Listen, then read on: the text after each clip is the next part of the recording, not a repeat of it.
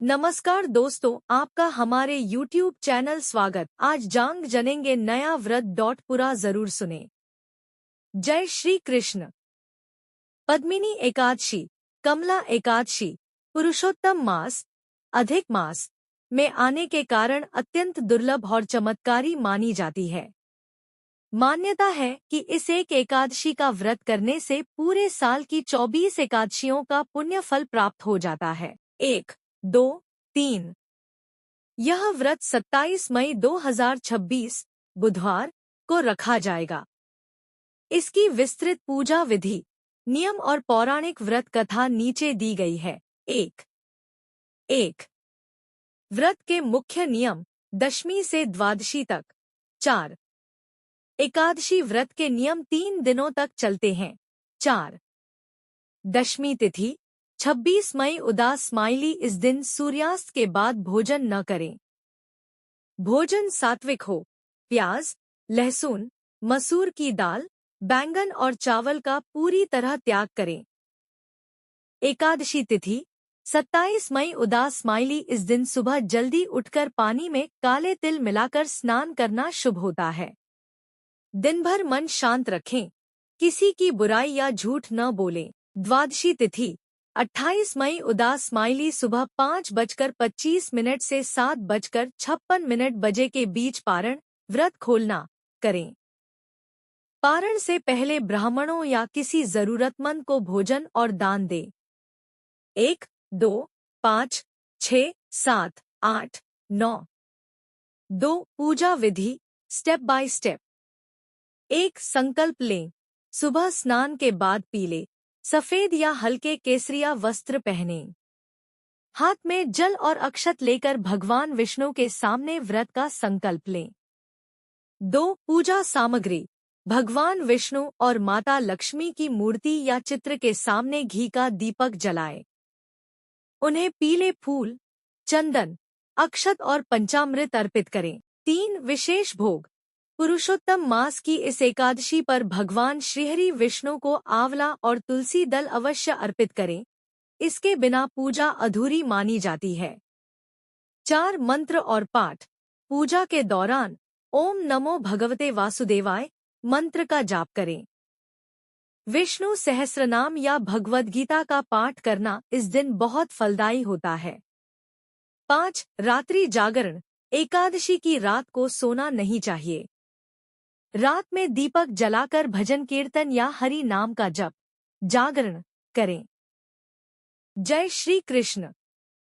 पद्मिनी एकादशी, कमला एकादशी, पुरुषोत्तम मास, अधिक मास में आने के कारण अत्यंत दुर्लभ और चमत्कारी मानी जाती है। मान्यता है कि इस एक एकादशी का व्रत करने से पूरे साल की 24 एकादशियों का पुण्य फल पौराणिक व्रत कथा। त्रेतायुग में कृतवीर्य नाम के एक परम प्रतापी राजा थे। उनकी कई रानियां थीं, लेकिन उनकी कोई संतान नहीं थी जो राजपाट संभाल सके। संतान की कामना में राजा अपनी प्रिय रानी पद्मिनी, हरिश्चंद्र की पुत्री, के साथ सब कुछ छोड़ गंधमादन पर्वत पर तपस्या करने चले गए। राजा ने 10,000 वर्षों तक घोर तपस्या की, जिससे उनका शरीर सिर्फ हड्डियों का ढांचा रह गया। फिर भी भगवान प्रसन्न नहीं हुए।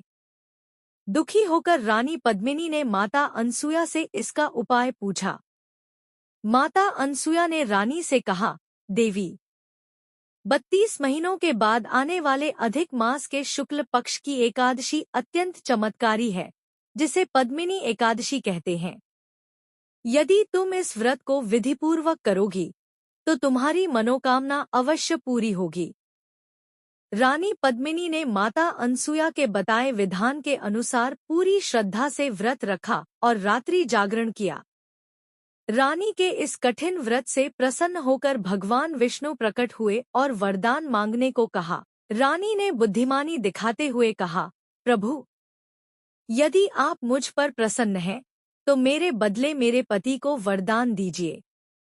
तब भगवान विष्णु ने राजा कृतवीर्य को वरदान दिया, जिसके प्रभाव से उनके घर एक अत्यंत पराक्रमी पुत्र का जन्म हुआ, जिसका नाम कार्तवीर्य अर्जुन सहस्रबाहु था। वह इतना शक्तिशाली था कि उसने आगे चलकर रावण को भी बंदी बना लिया था। तभी से संतान सुख, समृद्धि और मोक्ष की प्राप्ति के लिए यह व्रत किया जाता है। पद्मिनी एकादशी के महत्व को समझाने वाली एक और अत्यंत प्राचीन और प्रसिद्ध कथा महान तपस्वी रावण और कार्तवीर्य अर्जुन के युद्ध से जुड़ी है। पौराणिक शास्त्रों के अनुसार इस कथा को स्वयं भगवान श्री कृष्ण ने अर्जुन को पुरुषोत्तम मास का महत्व बताते हुए सुनाया था। रावण की पराजय और बंदी बनने की कथा। एक बार रावण अपनी दिग्विजय यात्रा पर निकला था, जहां उसने स्वर्ग से लेकर पाताल तक सभी राजाओं को हरा दिया था। अपनी शक्ति के घमंड में चूर रावण महिष्मती नगरी पहुंचा। वहां नर्मदा नदी में उस समय महिष्मती के राजा कार्तवीर्य अर्जुन सहस्रबाहु अपनी रानियों के साथ जलविहार कर रहे थे। नर्मदा का प्रवाह रोकना। कार्तवीर्य अर्जुन ने खेल खेल में अपनी 1000 भुजाओं से नर्मदा नदी के पूरे वेग और पानी को रोक दिया। रावण का क्रोध।